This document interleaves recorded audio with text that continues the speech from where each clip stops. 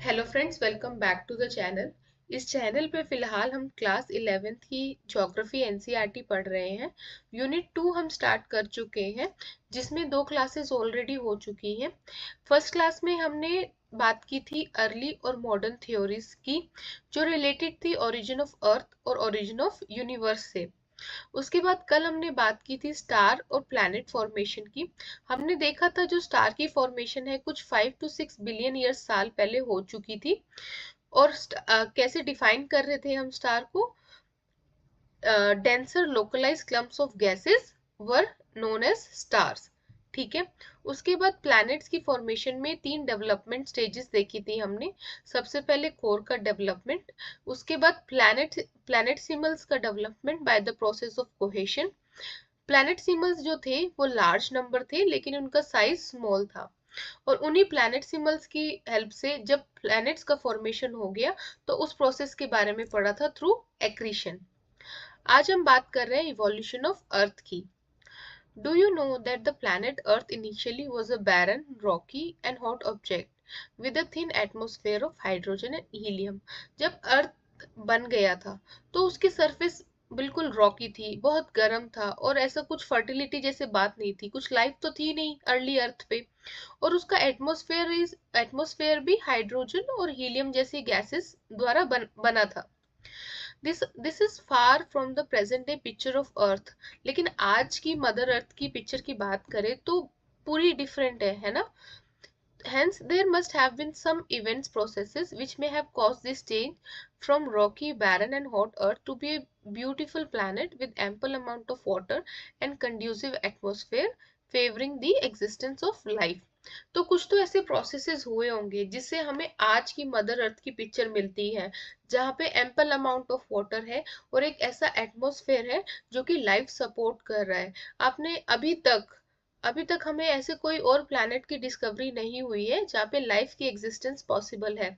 तो ऐसे क्या प्रोसेसेस है जिससे अर्थ मदर अर्थ की आज ये पिक्चर है, वो हम पढ़ने वाले हैं। In the following section, you will find out how the period between 4,600 million years and the present led to the evolution of life on the surface of planet. तो हम further sections में क्या पढ़ने वाले हैं? जब अर्थ की formation हुई, that was 4,600 million years before, तब से और अब तक ऐसी क्या क्या इवोल्यूशन हुई है जिससे सरफेस हमारे अर्थ की सरफेस पे लाइफ की एग्जिस्टेंस पॉसिबल हो पाई है। तो अर्थ का लेयर्ड स्ट्रक्चर है। From the outermost end of the atmosphere to the centre of earth, मतलब ऊपर से स्टार्ट करें, एटमॉस्फेयर की आउटरमोस्ट लेयर से स्टार्ट करें और अर्थ के सेंटर तक की बात करें, तो एक लेयर्ड स्ट्रक्चर है। जो मटेरियल है ना, वो यूनिफॉर्म नहीं है।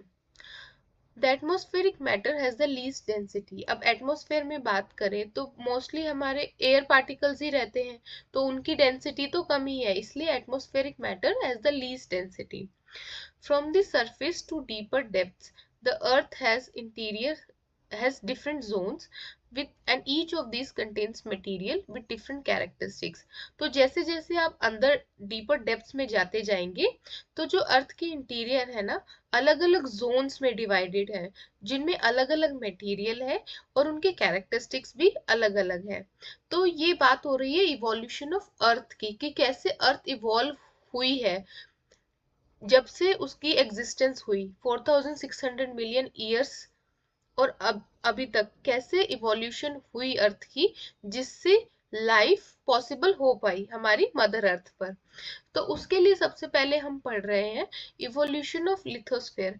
जब भी हम बात कर रहे हैं लाइफ की, तो लाइफ कहाँ पॉसिबल है, लाइफ की एग्जिस्टेंस कहाँ पॉसिबल है?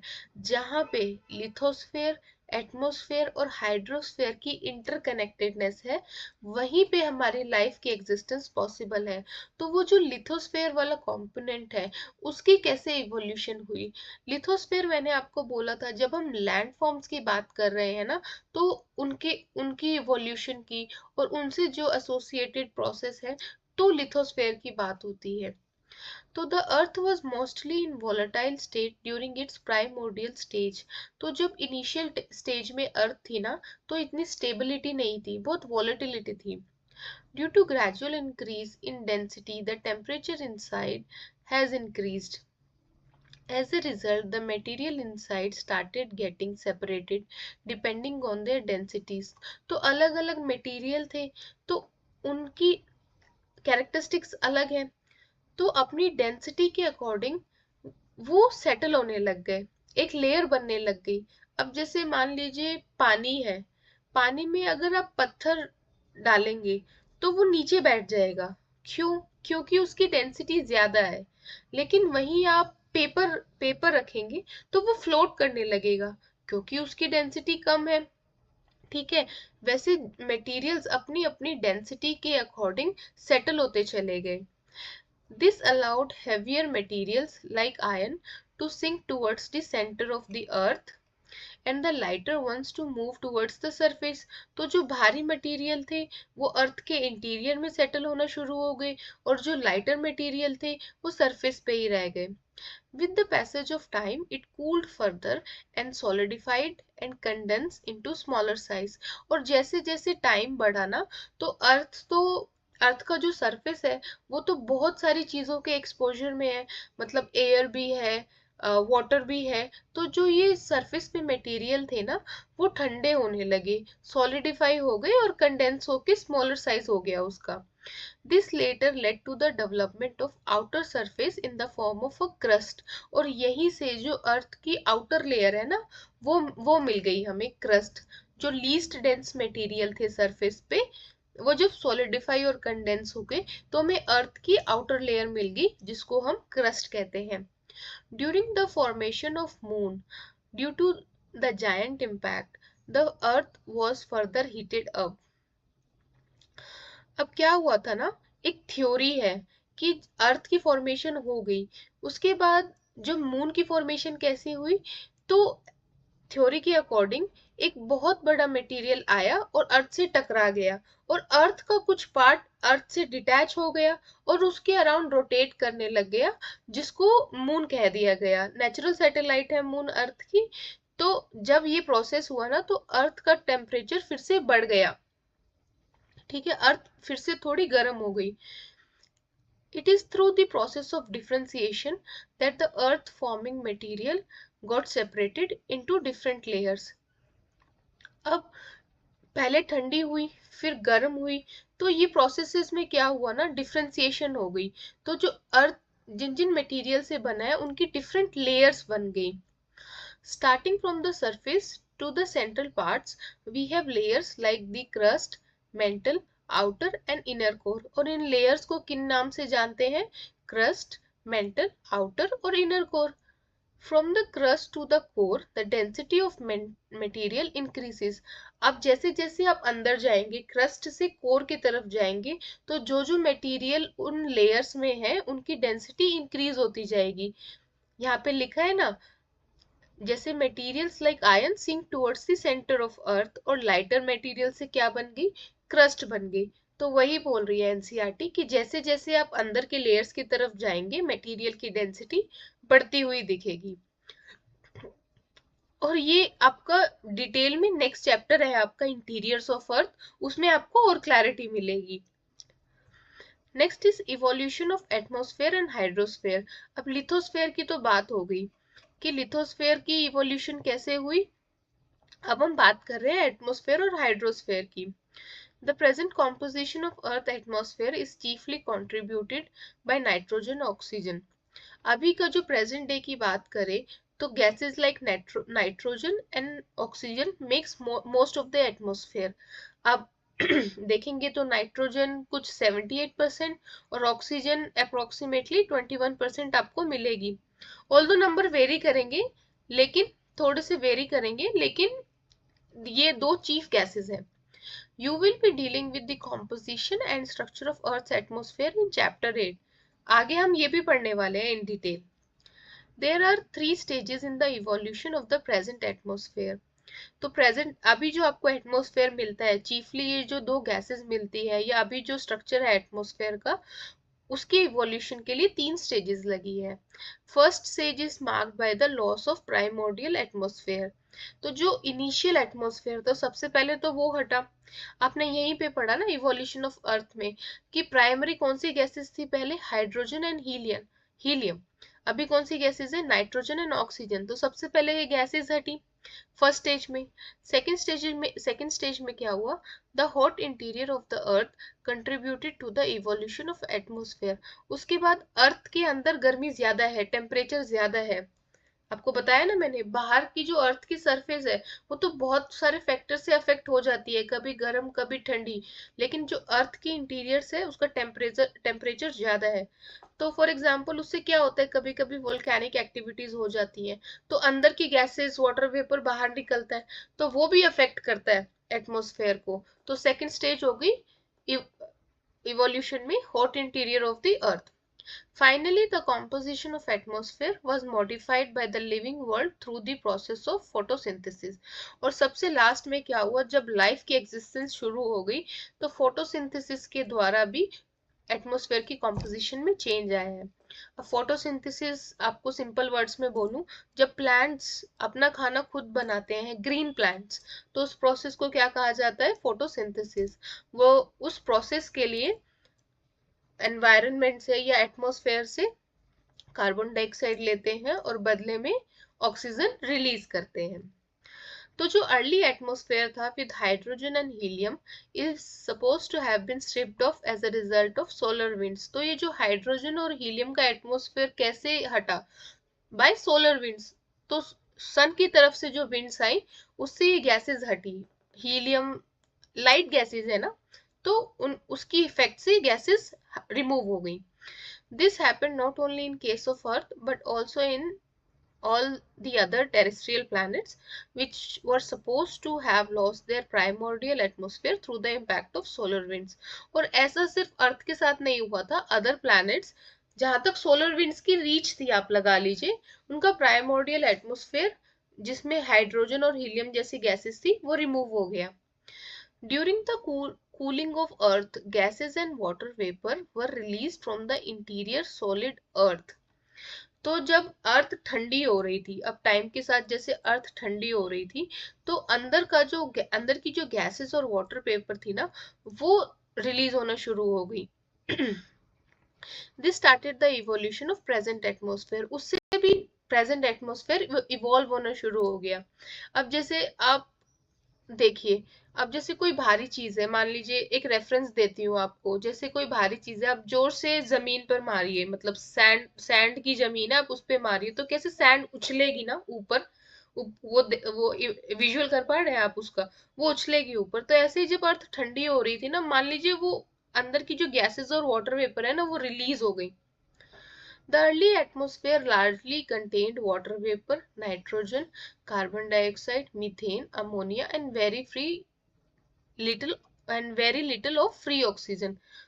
तो जब इवोल्यूशन की प्रोसेस में ही अभी तो प्राइमरली दो गैसेस की मेजोरिटी है, लेकिन धीरे धीरे इवोल्यूशन होता है ना, पहले हाइड्रोजन हीलियम की डोमिनेंस थी, उसके बाद जैसे जैसे प्रीमोर्डियल एटमॉस्फेयर हमारा रिमूव हुआ, अर्थ ठंडी हो रही है, अंदर से गैसेस निकल रही है, वाटर वेपर निकल रही है। तो कौन सी गैसेस, जैसे nitrogen, carbon dioxide, methane, ammonia. The process through which this gases were output from the interior is called degassing. तो इन गैसेस के रिलीज होने के प्रोसेस को क्या कह दिया गया, degassing. Continuous volcanic eruptions contributed water vapor and gases to the atmosphere। मैंने आपको बताया एग्जाम्पल देके। As the earth cooled, the water vapor released started getting condensed। तो जब अर्थ ठंडी होने लगी तो जो वाटर वेपर निकला वो भी ठंडा होने लगा। The carbon dioxide in the atmosphere got dissolved in rain water। Carbon dioxide rain water में इंक्लूड हो गया। और जैसे जैसे टेम्परेचर फर्दर डिक्रीज होता गया, वैसे वैसे कंडेंसेशन बढ़ती गई और वैसे वैसे रेन्स शुरू हो गई। The rain water falling onto the surface get collected in the depression to give rise to ocean। तो जो ये रेन वाटर जो बारिश होने लगी, जब डिप्रेशंस में कलेक्ट होने लगी, तो उनसे हमारे ओशंस की फॉर्मेशन हो गई। The earth ocean were formed within 500 millions from the formation of earth. तो जब अर्थ बन गई, अर्थ कब बन गई? अराउंड 4600 मिलियन ईयर्स पहले जब अर्थ बन गई, और जब इवोल्यूशन का प्रोसेस शुरू हो गया लिथोस्फेयर, एटमॉस्फेयर और हाइड्रोस्फेयर का, तो करीब उसके 500 मिलियन साल बाद हमारी ओशन की भी फॉर्मेशन हो गई. This tells us that the oceans were as old as 4000 million years. Sometime around 3800 million years ago, life began to evolve. एक बहुत बड़ा ये माइलस्टोन है कि 3800 मिलियन ईयर साल पहले फर्स्ट लाइफ इवॉल्व हो गई अर्थ के सरफेस पे. However, around 2500 to 3000 million years before the present, the process of photosynthesis got evolved. और फोटोसिंथेसिस जो कि एक बहुत बड़ा फैक्टर है एटमॉस्फेयर की इवोल्यूशन में, वो हमारा ये फिनोमेना हमारा ऑब्जर्व हुआ था अराउंड 2500 टू 3000 मिलियन ईयर्स पहले. Life was confined to the oceans for a long time. तो जब लाइफ की एग्जिस्टेंस शुरू हुई तो काफी समय तक सिर्फ ओशंस में ही दिखी. सबसे पहले लाइफ ओशन में ही शुरू हुई और काफी समय तक वहीं रही. Ocean began to have the contribution of oxygen through the process of photosynthesis. अब ओशन में ही लाइफ है तो वहीं पे फोटोसिंथेसिस प्रोसेस होगा ना, तो काफी समय तक जो ऑक्सीजन है वो ओशंस तक ही लिमिटेड थी. Eventually, oceans were saturated with oxygen, and 2000 million years ago, oxygen began to flood the atmosphere. जब oceans पूरे saturate हो गए ऑक्सीजन से, इतनी ऑक्सीजन भर गई हमारे ओशंस में, उसके बाद वो जो ऑक्सीजन है फाइनली हमें एटमॉस्फेयर में दिखने लगी. Origin of life. The last phase in the evolution of Earth relates to the origin and evolution of life. हमने बात कर ली अब तीनों कंपोनेंट्स के इवोल्यूशन की, लेकिन अब बात करेंगे लाइफ की ओरिजिन और इवोल्यूशन कैसे हुई. It is undoubtedly clear that initially the Earth or even the atmosphere was not conducive for the development of life. अब पहले जो प्राइमोर्डियल एटमॉस्फेयर था वो इतना फेवरेबल नहीं था लाइफ की सस्टेनेंस के लिए या लाइफ की ओरिजिन के लिए. Modern scientists refer to the origin of life as a kind of chemical reaction which first generated complex organic molecules and assembled them. तो जो साइंटिस्ट हैं वो क्या बिलीव करते हैं कि कुछ केमिकल रिएक्शंस हुई जिससे हमारे इनिशियल कॉम्प्लेक्स ऑर्गेनिक मॉलिक्यूल्स बने और आपस में उनकी असेंबली हो गई. The assemblage was such that they could duplicate themselves, converting inanimate matter into living substance. अब ये जो assemblage शुरू हुई वो कुछ ऐसे थी कि वो आपस में डुप्लीकेट होते चले गए और वो नॉन लिविंग मैटर है जो हमारा लिविंग सब्सटेंस में कन्वर्ट हो गया. The record of life that existed on this planet in different periods is found in rocks in the form of fossils. तो ये जो रिकॉर्ड है, अगर आपको ये देखना है कि पहले की जो लाइफ है उसका कोई एविडेंस, एग्जिस्टेंस का एविडेंस है, तो ये हमें रॉक्स में मिल जाता है in the form of fossils. The microscopic structure closely related to the present form of blue algae have been found in geological formation much older than some 3000 million years. तो blue algae से related कुछ structure जो form हुए थे जो 3000 million years पहले जिनकी formation हुई थी, उनके भी फॉर्मेशंस, उनकी भी एग्जिस्टेंस हम पता लगा सकते हैं. It can be assumed that life began to evolve some 3800 million years ago. तो हम ये कह सकते हैं कि जो फर्स्ट लाइफ इवॉल्व होना स्टार्ट हुई थी, that was somewhere around 3800 million years ago from today. तो ये था आपका चैप्टर. ये एनसीईआरटी की न्यू एडिशन है. ये चैप्टर आज कंप्लीट हो गया है. कल से हम थर्ड चैप्टर पढ़ेंगे. तो if you have like the video please like hit कर दें, अपने फ्रेंड्स के साथ शेयर कर दें. Please do subscribe the channel. और अगर आप वीडियो स्टार्ट करते हैं तो प्लीज लास्ट तक एक बार देखिए और देखिए आपकी अंडरस्टैंडिंग बन रही है या नहीं. आपको कोई भी अगर वीडियो में लैग लग रहा है या कोई भी प्रॉब्लम लग रही है तो आप कमेंट सेक्शन में जरूर बताएं, I will definitely work on it.